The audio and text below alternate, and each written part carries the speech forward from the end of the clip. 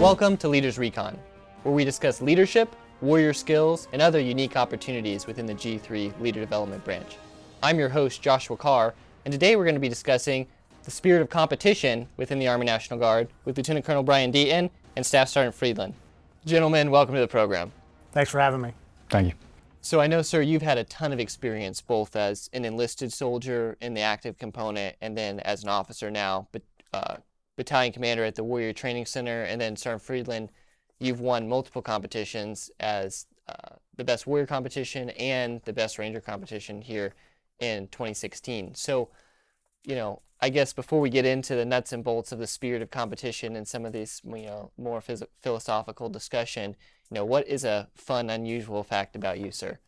So I've used my powers of persuasion as a commander to influence my wife, actually, to join me in three-gun competitions in our civilian life. So okay. I've done three-gun competitions now for a couple of years, and I've gotten her involved. And we just recently, she shot her first multi-day three-gun competition with me, the HESCO Armored Zombie Apocalypse Invitational in West Virginia. So we both did very well, and very proud of her for finishing 2 days of a patrol three-gun competition, killing zombies in West Virginia. So what I want to know, you said invitational, so how do I get invited to a zombie three-gun competition? I can't tell you. It's by invite only, so. Okay, so Sergeant Friedlein, what about you? I guess being in the National Guard, I've had the opportunity to compete in the Best Warrior competition and the Best Ranger competition, been successful in those. I also have a wife, we've got 2 kids, with another one on the way, so been busy. Well, congrats on that. Now, talking about you competed in the Best Warrior or Best Ranger competition, you mentioned in 2016. You actually won that competition, correct? Yes, Major Robert Killian and I, we were partners that year, and we were the first National Guard team to win the competition in its 33-year history at that time. It's a pretty impressive feat. Yeah, thank you. And sir, when you competed in competition, was that, you mentioned you were an enlisted soldier previously. Were you active duty military when you competed, or were you on the Guard side, or how did that? I was. So I was active duty military as a staff sergeant. At the time, a Ranger instructor in the Florida phase of Ranger School down at Eglin Air Force Base. I had the same partner 2 years in a row. In '98, we finished 9th as a team in our rookie year, and we finished 2nd in 1999. You know, the first loser, if you will, chasing those Colt pistols. So speaking of that, the after you spent some time as an enlisted soldier, you converted to the Guard, and then you went on to command the Warrior Training Center, right? Which kind of, they host the train up for the National Guard soldiers to do. They did. So I've actually commanded at 2 levels at the Warrior Training Center. I was the Alpha Company Commander, which does the Rating Training Assessment course, in 2009 through 2011. And it's actually during my tenure as Alpha Company Commander that we began the Army National Guard Best Ranger selection and train-up period. Okay. That later produced the winner in 2016, and many other great finishes from other teams. And then I was able to have the fortunate luck to come back as a battalion commander in 2017 through 19, and was able to kind of see the next level of competitive preparation that the Warrior Training Center now does for Army National Guard soldiers for all types of competitions across the Army. So speaking of that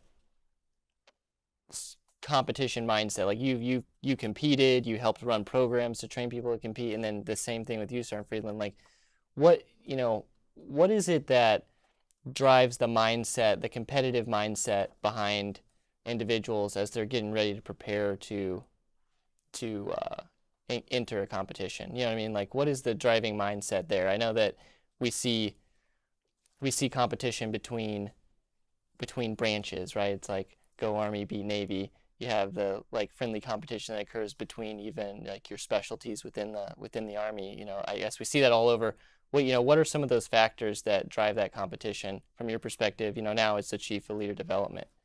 Well, actually, I'd defer to Sergeant Friedlein as a more recent competitor in the Best Ranger competition and others. I'd defer to him. I'd say, like we talked about in the other podcast, there is an individual drive to be better, to try, again, be more lethal, that readiness level. But then at these competitions, you are an individual, but you're representing more. Like when we won for Best Ranger, we were representing the Army National Guard. When I competed at the NCO of the Year, it was NCO of the Year representing the Army National Guard. So that's where you get that esprit de corps, that pride in your organization. And you realize you have a lot of people rooting for you, looking up to you, looking for you to do well, because you hopefully will shine that organization in a good light. Like for Best Ranger, we helped show like, hey, we're competing against active duty units. We have to be on the same level as them. We're not just weekend warriors. There are National Guard soldiers trying to get on the same level to maintain that lethality readiness. Same thing with the Best Warrior competitions. We're just trying to show that the Guard is capable of doing the same things, and trying to get rid of that mindset of the weekend warrior. So, and I would agree with that. I mean, and speaking from my days competing for Best Ranger, and then later on the personal side in triathlons and other competitive sports, you have a personal drive, but that quickly, for success, and you want that accolade or that honor, but that quickly fades into the what you've called the spirit of competition, where the camaraderie you build amongst the competitors, even though you are each trying to outdo the next, that competitive spirit across that brotherhood or sisterhood of competitors actually makes it even more rewarding there. And then as you go on, that relationship you've built with either your active component counterparts or others in the community, and another relationship you've built to bridge those gaps. So you brought up a really good point about like the collective, sir, and that's one thing. I know you were a Ranger instructor for a while, and then we've all been to Ranger school. For me, like I feel like I experienced a big shift when like RAP week I felt like was all about me as an individual. Like, could I meet task condition standards for whatever the events were? And then as soon as we turned over into Darby and the beginning of Ranger school, it became all about the team and all about the squad, like spirit of cooperation. And I guess from your perspective on this, how do you start to balance, you have this competitive spirit, right? But then also like the cooperative effort that is required to make a cohesive team. So I would explain this similar to how we established the Best Ranger Train-Up program at the Warrior Training Center for the Army Guard. So when you bring high-performing Ranger qualified soldiers together, and I know we're talking a lot about the Best Ranger competition, but the Warrior Training Center and the Army Guard writ large competes in multiple different events, including the Best Scout Squad, which is the Gainey Cup, the Sullivan Cup, which gives the Best Tank Crew, and there are others. But you initially have to identify individual skills and capabilities, so that competition for selection is very individualistic.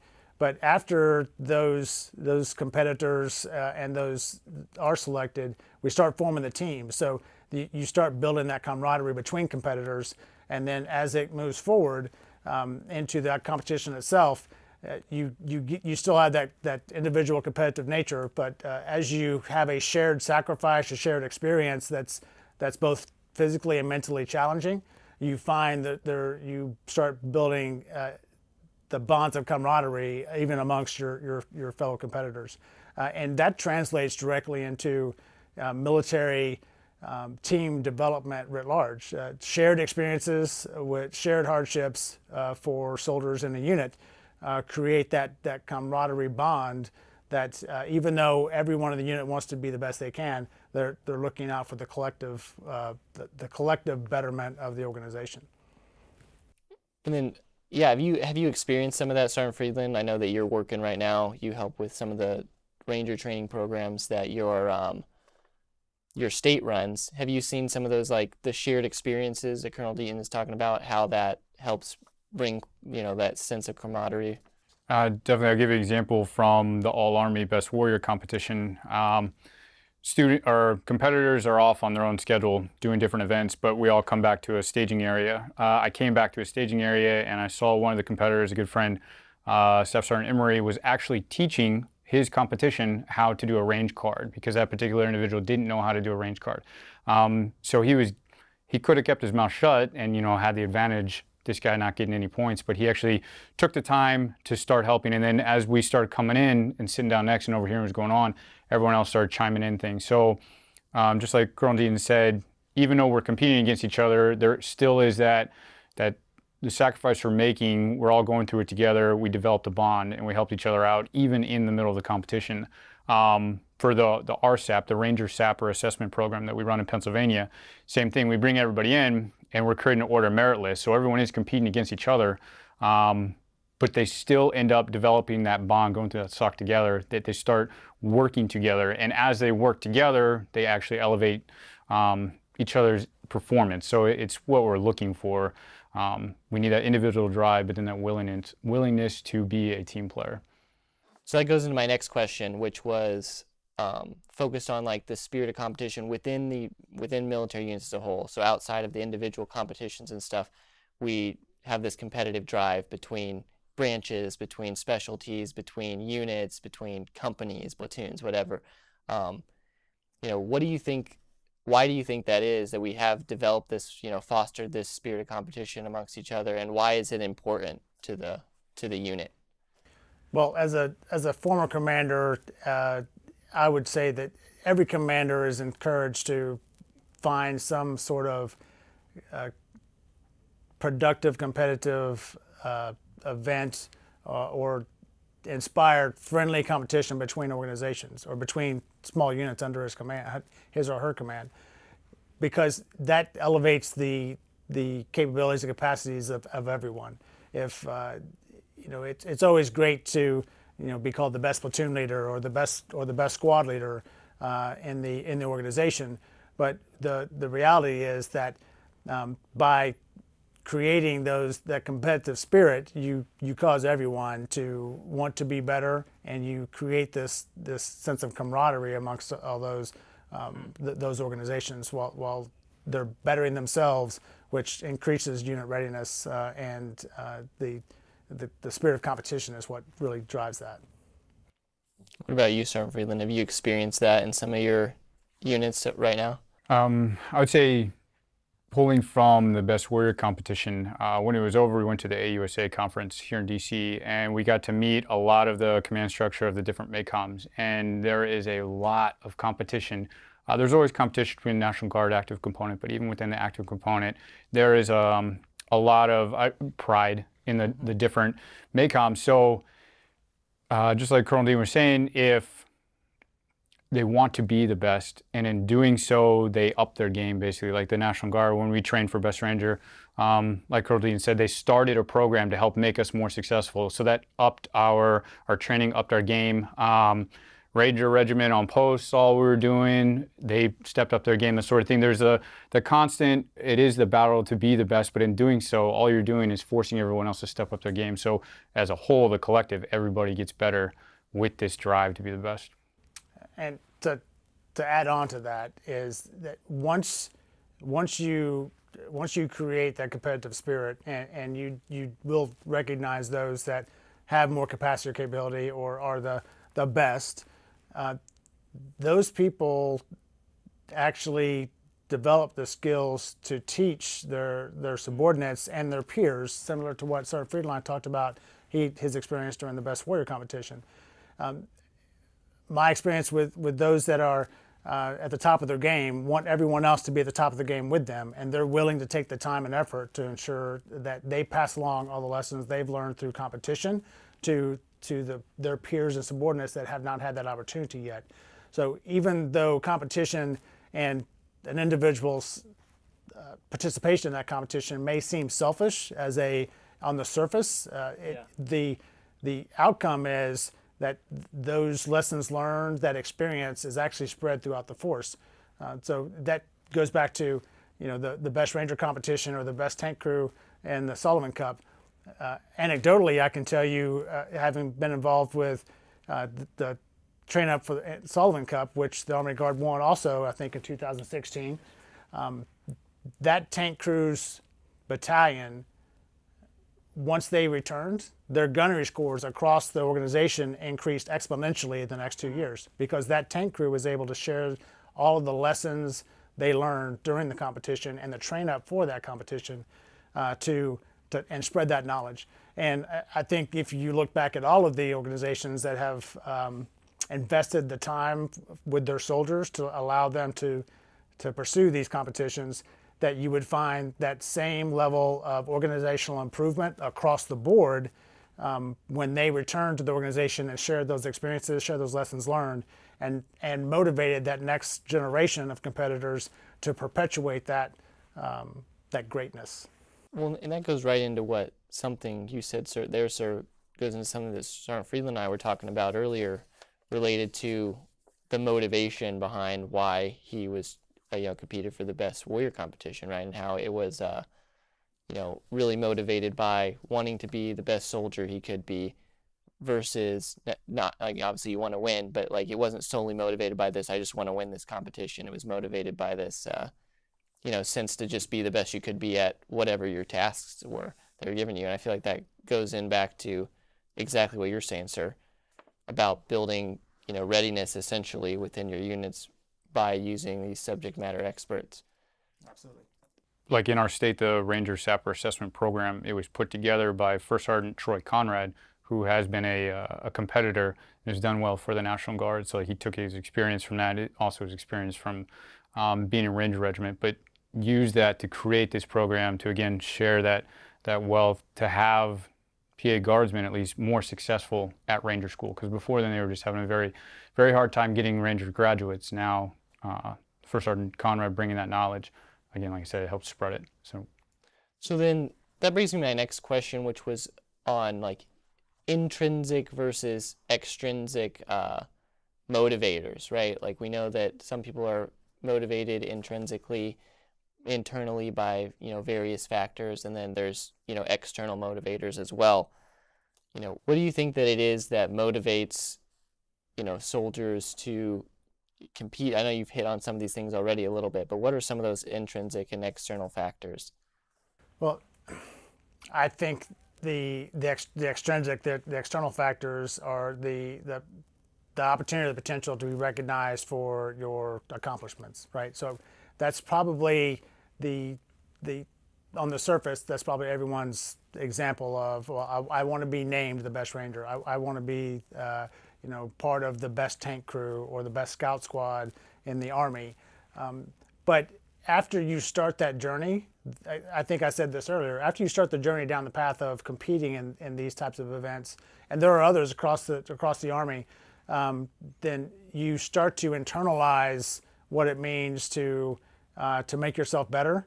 You start to see and learn all the things you didn't have an opportunity to experience previously, and it's like, oh, I can apply this back in my organization as a squad leader, as a platoon leader, and then as an organizational leader, as a commander, either company command or as a battalion commander. What I can tell you is that I encourage my soldiers to go out and compete in these types of competitions, because I knew that over time what some would call selfish motivation to go do this was actually an investment in them as a development tool, and then it would come back and it would pay dividends back in the organization, either by motivating others to also acquire that competitive drive, or by sharing of experiences that would inform them and further develop the organization at large. So in hitting on that, sir, again, just following down that same line of thinking, when you were a Ranger instructor, did you see some of that play out with the Ranger students? So, I mean, I feel like there's a lot of people out there that are just like, I just want to go get my Ranger tab, right? But I feel like at some point in the course when it really sucks, like that is not a motivator enough to keep you in the course anymore. Did you see some of that with your Ranger student classes as they came through, or what? Certainly. So I had the benefit of being an instructor in the final phase of Ranger School. So what I saw as an instructor was, by and large, a cohesive team at the platoon level, and typically down to the squad and team level, that had been forged over nearly 60 days prior of individual embracing the suck as an individual, but then creating the fact that, again, going back to everyone's experiencing the same emotional and physical hardship, it builds that camaraderie and that bond where you don't want to see your buddy fail. Now, Ranger School is not competitive in the sense that if I've got to succeed, or for me to succeed, you must not. It's actually everyone can succeed together. And going back to the examples that Sergeant Friedlein has shared, and I think I've mentioned a couple, in the end, the competitive spirit at any of these competitions results in the fact that I want to be the best and I want to succeed, but I want to make sure everyone's there at the finish line along with me, and so that it's a camaraderie that's created. And you went much more recently, Sergeant Friedlein, to Ranger School. Piggybacking off of that, what do you think in your experiences there, throughout the phases, did you notice a shift within your platoon, or from, that competitive get through rap week and make the cut to the focus on the team as a whole? I'd say definitely, like you had mentioned, sir, rap week, it was very individual. We had those task and standards. Nobody really knew each other yet. Nobody worked together. Everybody was sucking, and they did whatever they could to keep the cadre's eyes off them. And they were very, I guess you'd say, selfish or more individual driven. And once you got past rap week and realized that, like Colonel Deaton said, I need you to get a go with me to help me get my go, is when all the teamwork started, and the bonding, and realizing you had to work together. For everybody had to have that mindset of working together to complete the mission and be successful.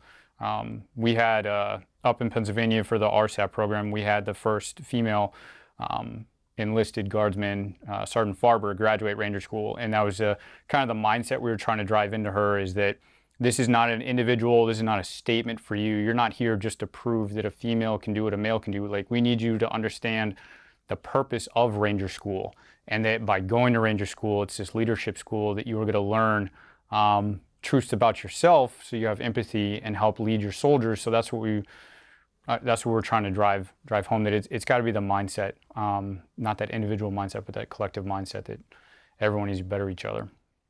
So to kind of piggyback on what he just said, it made me think of a point that I think is critical, is that when you go through these difficult competitions, regardless of the type, you're going to be tested to a limit you may not have recognized before, and you'll see yourself go beyond that. So as you learn your own limits, and the fact that you're breaking what you thought were your own limits, it allows you to more accurately understand and meter how you lead, and how far you can push your soldiers to be better themselves.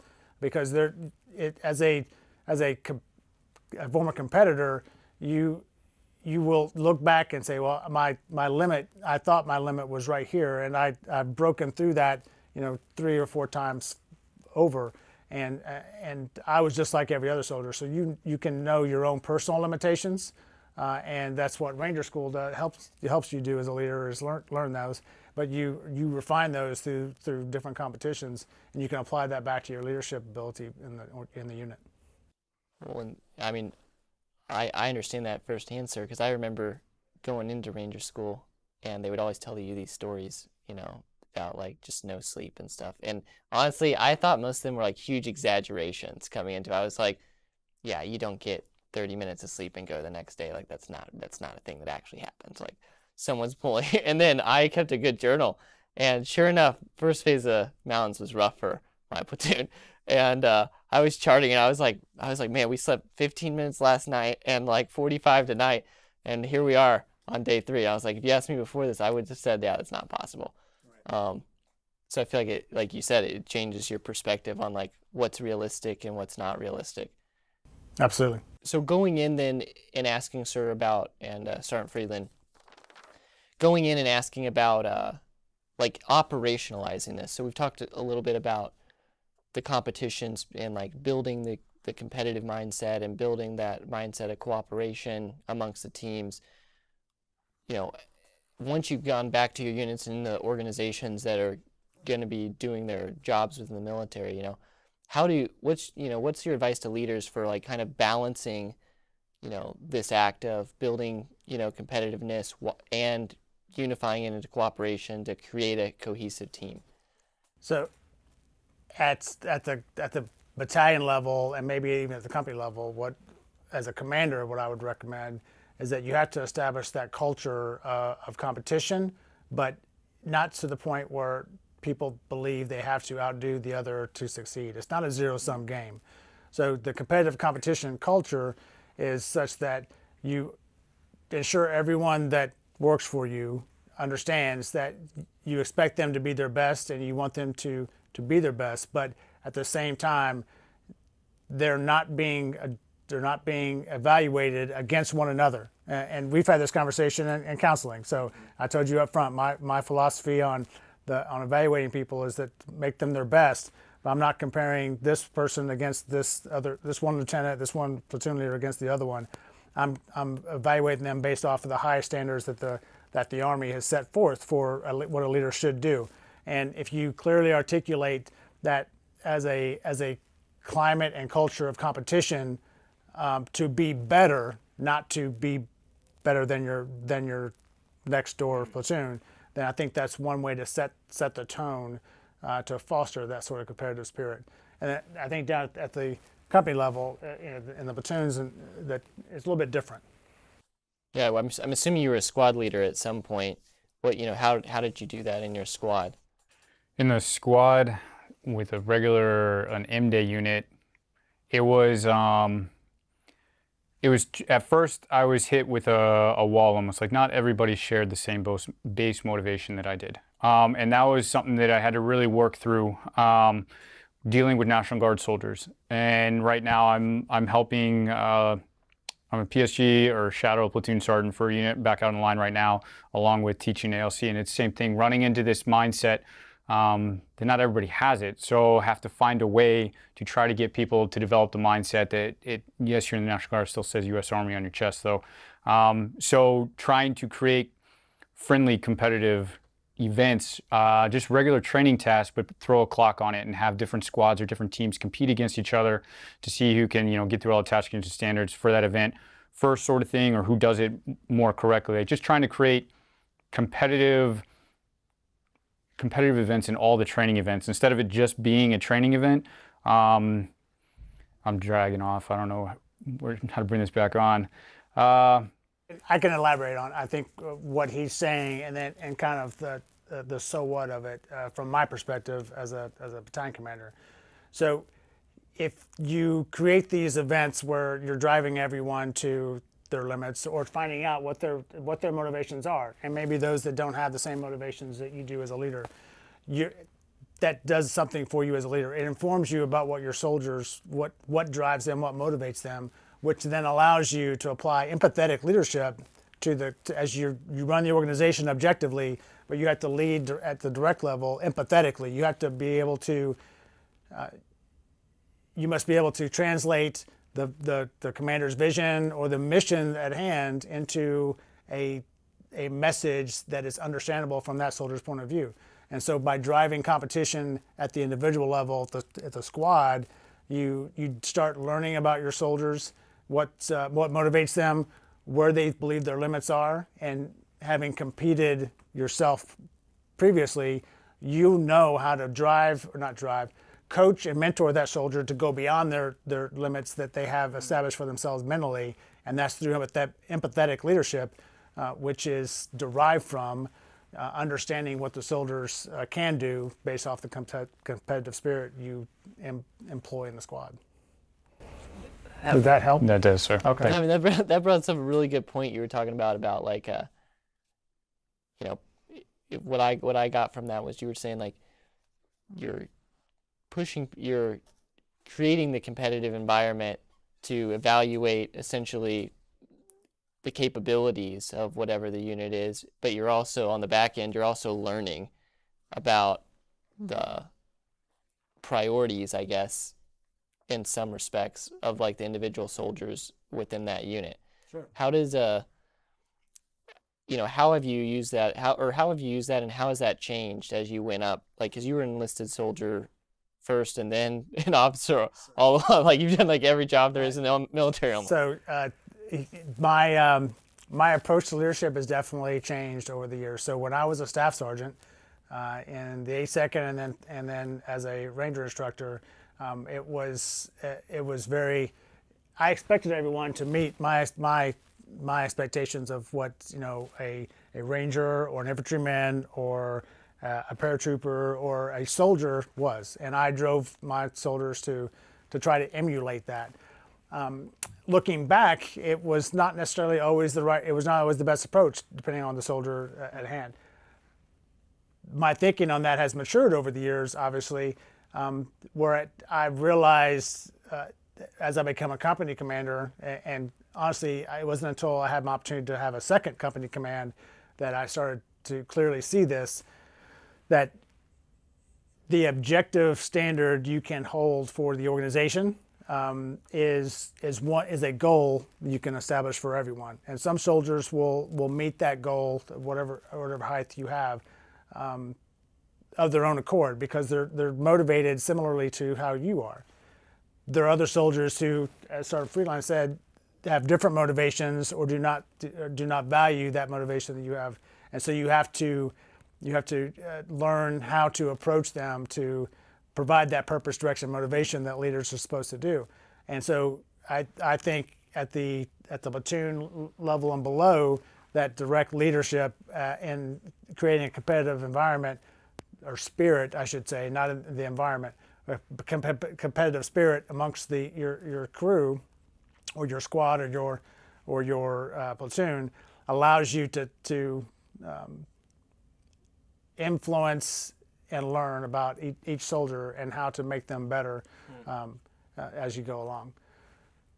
At the level I'm at now, as a former battalion commander, that becomes more difficult, because now I'm trying to I'm trying to help company commanders understand the same thing I just articulated and apply that to their next level.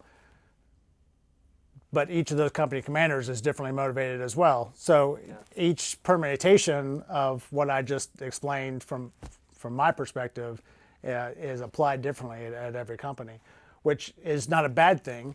It creates that diversity of thought in an organization that you really want to find out or want to have and foster. So that's the other thing, as we tease out what the spirit of competition really means, I think we can kind of find out that actually can lead to understanding the diversity of the organization as you go along. Well, and that leads into another question I have for both of you, because I know you're AGR soldier now, but you spent time as an M-Day soldier in the majority of the forces, and so the military is kind of this unique environment, right?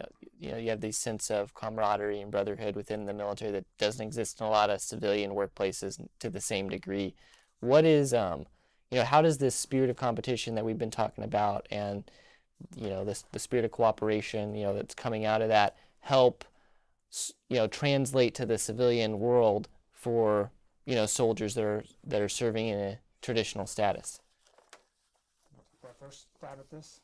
I would say, well, like most anything, what you learn in the military or in the Army, you learn your job-specific skills, but then you also learn as squad leaders or team leaders or even officers, you learn how to manage people. And I think you can take that, what you've learned in how to manage people, and you can apply it to most any civilian job. Like you're not going to necessarily fire an M4 in a civilian job, but working with people and getting them to achieve, like Colonel Deaton said, like a goal, an organizational goal.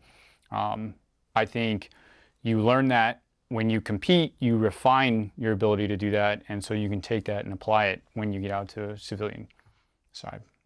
I would agree with that. And I was going to say the very same thing, that when you compete or you create a environment that's or climate that encourages competition, it allows you to learn how to coach, teach, and mentor. So you learn how to coach yourself or coach others through competition, and mentor that person or persons to become better. I think that's directly translatable to civilian employment anywhere you go.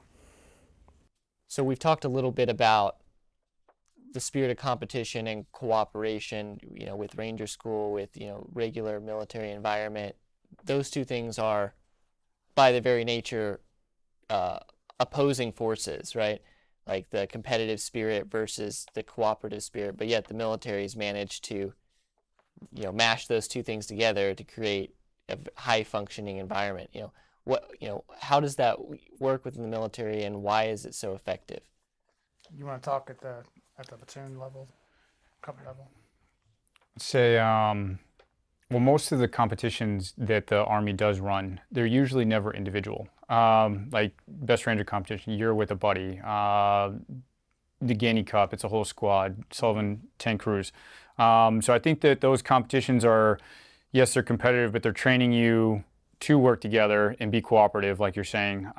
For like the Best Warrior competition, yes, it is individual, but even at the All-Army stage, the first phase of it, it was, we were actually all together as an element doing a patrol together. So it forced us to work together and cooperate together to even get to, the other individual events. So and like I mentioned earlier, even if you have one organization competing against another organization, all that's doing is forcing each other to work harder to be better eventually. So it's that, iron sharpens iron sort of thing.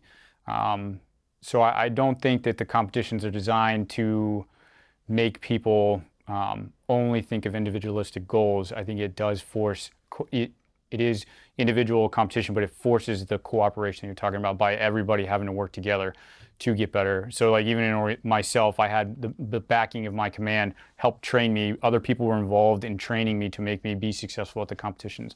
Same thing with Best Ranger. You have so many resources pulled to help make these people better. And in doing so, it opens eyes to either training pitfalls or resource request things for the organization itself. So everybody is learning from it. Even when you do fail, you've learned from that failure. So I do wholly believe that the competitions do breed excellence and cooperation. Well, and sir, do you want to kind of add on that, but talk a little bit about the mindset piece of it internally? Sure. So I would argue that the idea that the competition and cooperative spirit are opposing forces is probably incorrect, for the fact that you build a team through shared experiences. And shared experiences that are, I think I've said this before, emotionally or physically demanding are some of the most, they produce some of the best outcomes, some of the best lessons learned. And if you have a group of people that are competing against each other, teams or not, they had that same shared experience, and over time they leave behind that self-interest to a degree, and they want to see everyone succeed through this difficult task. It's quite honestly, it detracts from the spirit of competition if you get to the finish line and there are very few left.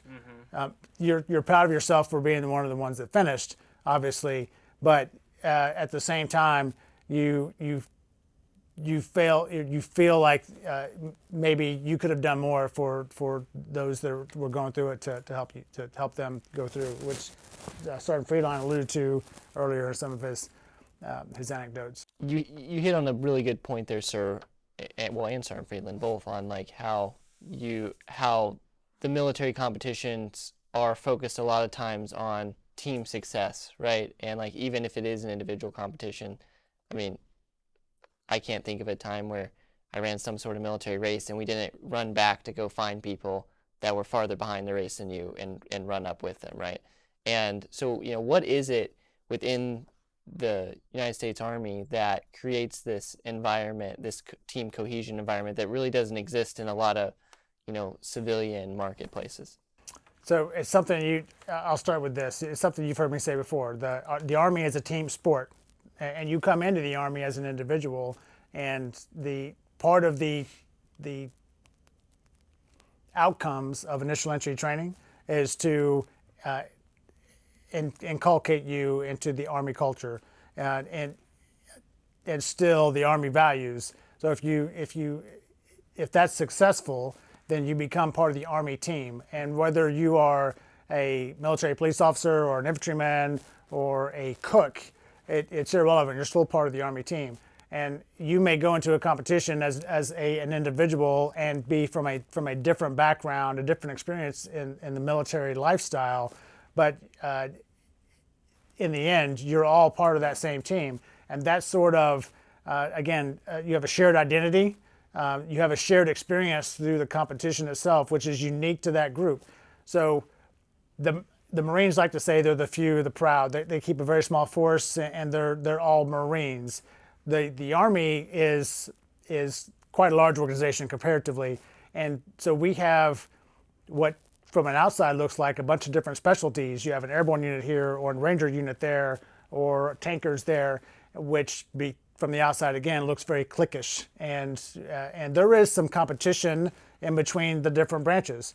But it's all friendly competition meant to make the other better. So while I may come from a different background, a different experience, when you create a shared set of experience, you build that next team together. So that's what competitions kind of do. They actually span the different backgrounds and experiences across the Army and the Guard, all components. They span those experiences and bring a collective group of individuals or individual teams together and give them another shared experience, which also allows you to understand better your competitor, or the soldier, the different team to your left and your right. So I think that the competitive spirit that we're talking about here is really a part of a continuum of Army service, and that in the end it actually creates a much stronger whole force as opposed to just a better individual. Well, and you hit on something, sir, that reminded me of what Sergeant Friedlein said earlier in the interview, related to Ranger School, which is the one thing that I can relate with here, a little bit, and that is, like, you need those people around you, so it doesn't matter if I can get a go on every patrol. If the rest of the team can't get a go, then we're not going to be successful. And to me, that's like what stood out to me, and with what you just said is, like, as soon as when I went through Ranger School, they told you if you had to go or not. It's probably not the case when you went through, sir, but I went through before you were born, so. But I felt like for us it motivated the team, because we knew who was passing, and who wasn't passing, and like it motivated the team, like, okay, we got to get this guy his go, like he's up now, like, and it became like a team-based effort. I don't know if you experienced any of that when you were going through that program. Or... When I went to Ranger School, no, they weren't telling us whether or not we would go or not. We had holdovers who were very, they knew how to translate what the RIs told you, so they would tell you if you were go or not. But there was some clear-cut cases where people knew if they weren't, and we did that very thing where, hey, we got to really help this guy. Like, team leaders stepped up to really help them get to go. I think, like with the competitions themselves, they're all designed to showcase our lethality. So our goal should be to try to have as many people be successful in the competition, because, like, if I'm the only one, like if we use Best Ranger, for example, if our team is the only one across the finish line who made it all the way through, like, to me, it doesn't make me feel confident in the Army as a whole. Like, I would want more people to be able to finish it, to showcase, like, hey, as a force, we are very capable. And I think that's the way most of the competitions are designed. Like, you want to know that we have a very lethal force. That's a really good point. So, gentlemen, thank you so much for coming today and sharing some of your unique experiences related both to competition and, like, from the leader development side as well. Hey, thanks for having us. It was a great conversation. I appreciate it. Thank you for having me. It's always great. If you would like more information on any of the topics discussed today, please visit us at our social media pages in the links below. Tune in to Leaders Recon over the next few weeks as we bring in today's leaders and pioneers to discuss their experiences, share their wisdom, and help you grow as a leader. We will also be announcing opportunities for you to sharpen your skills and expand your toolbox as a member in today's Army National Guard. See you next time. If you liked today's episode, please don't forget to subscribe below and leave us a 5-star review. You can find us wherever you listen to your favorite podcast.